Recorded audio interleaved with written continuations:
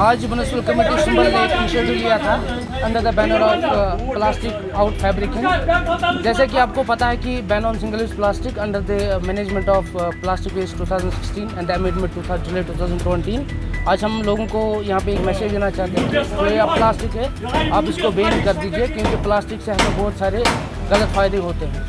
तो municipal committee संबल ने notify किया है जो फुटपाथ पे जो रखते हैं सामान वामान, तो नोटिफाई करके जल्द इस पे एक्शन भी ले लेंगे। जैसे कि जो स्वच्छ भारत मिशन डायरेक्टर ने एक लॉन्च किया, इनिशिएटिव लॉन्च किया है बैन ऑन सिंगल प्लास्टिक, और जो ये पूरे मंथ जो प्लास्टिक ड्राइव पूरे मंथ चलेगी। हम इनको लोगों को जो शॉपकीपर्स है, सिटीजन्स, इनको नोटिफाई करेंगे ताकि आप जो ये प्लास्टिक है इसको बैन कीजिए।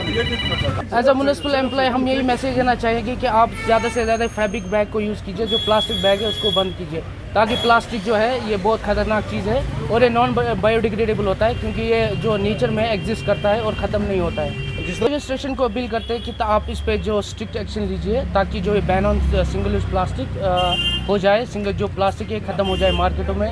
घरों से अगर आप, मैं लोगों से भी ये अपील करूँगा कि जब आप घरों से बाज़ार निकलते हो तो आप एक जो फैब्रिक बैग है वो अपने साथ लीजिए, जो प्लास्टिक है उसको बंद कीजिए, ताकि जो प्लास्टिक है इसमें माइक्रो प्लास्ट होते हैं, ताकि हम पता नहीं जो इंसान है ये मतलब इन चीज़ों से नहीं मरेगा, ये प्लास्टिक की वजह से मरेगा। हम रोज़ अपनी ज़िंदगी में जो हम ये प्लास्टिक कंज्यूम करते हैं ज़्यादा से ज़्यादा, तो हमने इसी पे ये जो strict ban on single use plastic यहाँ पे लॉन्च किया है under the initiative of fabric in plastic out. और जो म्युनिसिपल कमेटी संबल है ये जो है ये इनिशिएटिव पूरे मंथ चलेगा, पूरे 30 डेज चलेगा, ताकि हम इस प्लास्टिक को ज़्यादा से ज़्यादा ख़त्म करें। यही लगता है कि 21वीं सदी में हम नहीं है, बल्कि पत्थर के ज़माने में ही।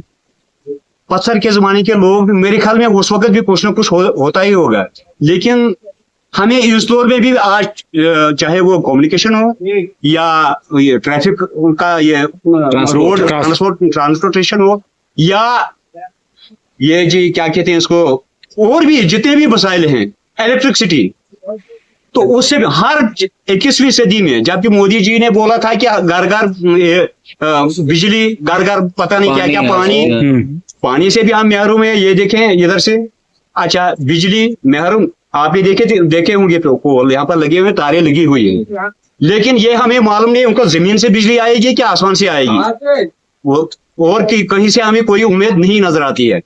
नंबर 1। नंबर 2, ये रोड, हम भी कल आए हैं यहाँ मतलब कश्मीर से, रोड का भी नामो निशान, आप भी आए हैं, आपने भी रोड देखा ही होगा, रोड की कंडीशन क्या है।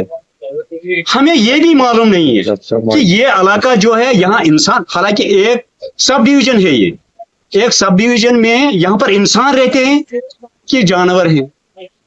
जानवर मेरे ख्याल में शहर के जानवर को भी बहुत ये प्रेफरेंस मिलता है, हमें वो नहीं, हमें उससे भी मतलब हम उससे भी गए गुजरे है, मतलब हमें अब उम्मीद तो हम देते हैं, ये बात तो करते हैं, अब उम्मीद हमें अल्लाह पर ही है कि एक बात कहीं पहुंचेगी भी कि नहीं पहुंचेगी, वो भी हमें उम्मीद नहीं है। फिर भी ये हमारे दिल का दर्द है जो हम बता रहे हैं। तो अब नए दौर का या नई हुकूमत, वो भी हमने उसी दिन देखी थी जब इलेक्शन था, उसके बाद कोई मतलब कोई ना कोई फायदा है ना कोई नुकसान ही है, फायदा कुछ नहीं। कम्युनिकेशन, रोड, इलेक्ट्रिसिटी, जो 3 जुज है इस वक्त जिंदगी के।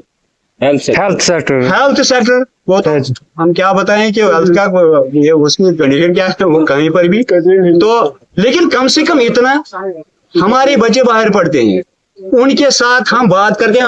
मैं भी यहाँ से गया था अभी बात करने के लिए 2 किलोमीटर उधर, मतलब वो एसटीडी बनाई है, वहां पर देखिए वो प्लास्टिक कितना जमा हुआ है, वहां पर लोग मेरे ख्याल में दिन भर वो वहीं पर होते हैं फोन करने के लिए।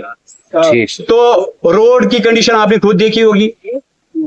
हम गवर्नमेंट से ये रिक्वेस्ट करते हैं, अगर हम भी इस इलाके इस कंट्री के ये बाशिंदे हैं तो हमारी तरफ भी कभी देखे। आज 21वीं सदी में जब क्या बड़े बड़े दावे चलते हैं, भी वोट हमने दिए, हमने तो वोट बड़े दिए हैं, लेकिन वो तो हमने दरिया में छोड़ दिया, क्योंकि हुकूमत हमारी तरफ कोई तवज्जो नहीं देती है। हम वोट देते हैं, बस वोट के टाइम पर एक पार्टी आती है, दूसरी पार्टी आती है, लेकिन कोई नहीं। अब जो अक्सरियती पार्टी जीतती है, मतलब इस वक्त उमर साहब की सरकार है। मैं कहता हूँ कि उमर साहब की सरकार बेसहारा सरकार है, इसके पास पावर ही नहीं है, तो ये क्या हमें देगा? इसको स्टेट बनानी है तो किस तरह, जब इसको एक मुलाजिम ट्रांसफर नहीं ये कर सकता है, तो हम क्या तवक्का रखेंगे कि हमारे इलाके की बेहबूदगी? बारिश यही करेंगे सर कि ये इलाका गरीब है, पसमानदा है, यहाँ की तरफ कोई अच्छी तवज्जो दे दे।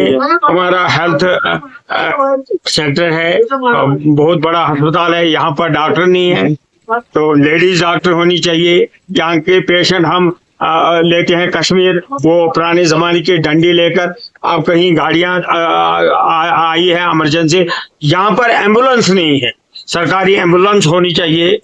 सरकारी वो यहाँ फायर ब्रिगेड, आग लगती है, फायर ब्रिगेड होना चाहिए, ताकि ये इलाका कहीं तरक्की करे। वो तवक्का हमने छोड़ दी है। एजुकेशन के लिहाज से अगर बात, काम नहीं है, 2 साल से हम देख रहे हैं कि सिर्फ पिलर खड़े हैं, अभी वो बिल्डिंग भी तैयार नहीं है। मैं कहता हूँ कि गवर्नमेंट प्राइवेट स्कूल प्राइवेट किराए पर उन लोगों को रखती है, बच्चों को, तो गवर्नमेंट अदारा जो है बन रहा है वो उसी तरह से है, उसकी तरफ कोई तवज्जो नहीं करता है। शुक्रिया।